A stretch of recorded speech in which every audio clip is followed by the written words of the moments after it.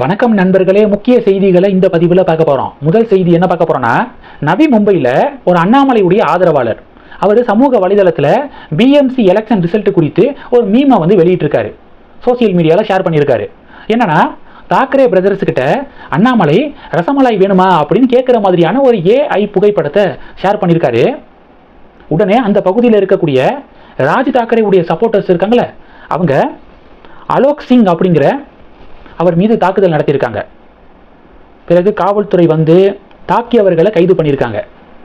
பாஜக சொல்றாங்க, மொத்தம் 29 மாநகராட்சி தேர்தல் நடந்துச்சு. டோட்டல் வார்ட்ஸ் எவ்வளவுனா 2869 வார்டுகள். அதில் வெறும் 20 வார்டை கூட ராஜ் தாக்கரே உடைய எம்என்எஸ் பார்ட்டி ஜெயிக்கல. 20 வார்டை ஜெயிக்கல. ஆனால் இந்த ரவுடிசத்தை மட்டும் அவங்க விடுற மாதிரி தெரியல அப்படின்னு சொல்லிட்டு அங்கே இருக்கக்கூடிய பாஜக இந்த நியூஸுக்கு பதிலடி கொடுக்குறாங்க. இது ஒன்று. ரெண்டாவது என்ன பார்க்க போகிறோம், பாஜகவுடைய தேசிய தலைவராக நிதின் நவீன் தேர்ந்தெடுக்கப்பட்டிருக்காரா. நேற்று பதவி ஏற்றுக்கிட்டாரு. பிரதமர் மோடி அவர்கள் பாஜக தேசிய தலைவருடைய சேரில் நிதின் நவீனை உட்கார வச்சு பூங்கொத்தெல்லாம் கொடுத்துருக்காரு. நேற்று இந்த வீடியோலாம் ட்ரெண்டிங்கு. இதில் பாஜக உலகத்திலே மிகப்பெரிய ஒரு கட்சி. இந்த கட்சியில் எப்படி ஜனநாயகம் இருக்குன்னு பாருங்க. சாதாரண ஒரு தொண்டன் கூட அவ்வளோ பெரிய போஸ்டிங்க்கு போக முடியுது பிஜேபியில் அப்படின்னு பாஜகவினர் பெருமையாக இதை ஷேர் பண்ணிட்டு இருக்காங்க. முக்கியமாக பார்த்தீங்கன்னா, நிதின் நவீன் அந்த சேரில் உட்கார்றாரு. ஆளா ஜேபி நட்டா கிளாப் பண்ணி கொண்டாடி இருக்காரு. ஜேபி நட்டா தானே தேசிய தலைவராக இருந்தார். இப்போ அவர்கிட்ட இருந்த பதவி நிதின் நவீனுக்கு போகுது. துளியும் வருத்தம் இல்லாமல் கொண்டாடி இருக்காரு. எல்லா தலைவர்களும் அப்படி தான் இருக்காங்க. நீங்கள் யோசிச்சு பாருங்க, ஃபட்னாவிஸ் இருக்கார்ல, அவர் மகாராஷ்டிராவில் எவ்வளவு பெரிய ஒரு பொலிட்டீஷியன். அவரை டெபுட்டி சீஃப் மினிஸ்டராக இருந்துக்கோ, ஏக்நாத் சிண்டே முதல்வர் ஆகட்டும் அப்படின்னு கட்சி மேலிடம் சொல்லுது. இவரும் சரி ஓகே அப்படின்னு அதை தட்டாமல் அப்படியே டெபுட்டி சீஃப் மினிஸ்டராக இருக்கார். தேர்தல் மறுபடியும் நடக்குது. அதில் பாஜக மிகப்பெரிய வெற்றி அடைந்து ஃபட்னாவிஸை மறுபடியும் முதல்வர் ஆக்கியிருக்காங்க.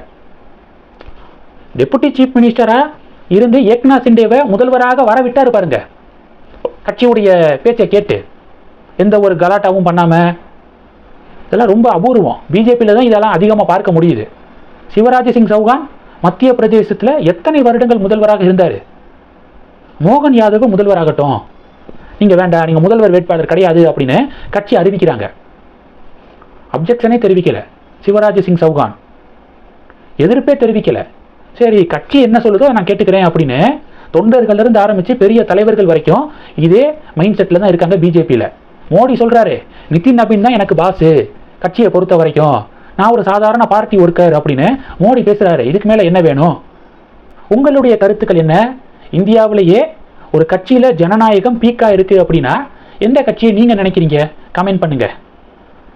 அடுத்த விஷயம் என்னென்னா, நிதின் நவீன் தேசிய தலைவராக பதவியேற்ற உடனேயே திருப்பரங்குன்றம் விவகாரத்தை பற்றி பேசியிருக்காரு. இந்தியாவில் 2 பேருக்கு இடமே கிடையாது. ஒன்று ராமர் பாலம் இருப்பை மறுப்பவர்கள், கார்த்திகை தீபத்தை எதிர்ப்பவர்கள். இருவருக்கும் இந்தியன் பாலிடிக்ஸில் இடம் இல்லை அப்படின்னு நிதின் நவீன் நேற்று பேசியிருக்காரு. மோடி முன்பாக இந்த ஸ்பீச் கொடுத்துருக்காரு.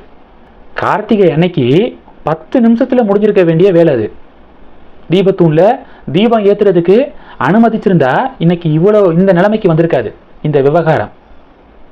பாஜகவுக்கு அயோத்தியில் ராமர் கோவில் கட்டணும் அப்படிங்கிறது எப்படி ஒரு திட்டவட்டமான ஒரு முடிவாக இருந்துச்சு. அவங்களுடைய கொள்கையில் ஒன்றா இருந்துச்சுல, அதே மாதிரி திருப்பரங்குன்றம் மலை உச்சியில் இருக்கக்கூடிய தீபத்தூணில் கார்த்திகை அன்னைக்கு தீபம் ஏற்றுறது அப்படிங்கிறதும் ஒரு கொள்கையாக மாறிட்டு வருது. ஸ்ட்ராங்காக பிஜேபி இதை பற்றி பேச ஆரம்பிச்சிருக்காங்க. இந்தியா முழுவதும் பேச ஆரம்பிச்சிருக்காங்க.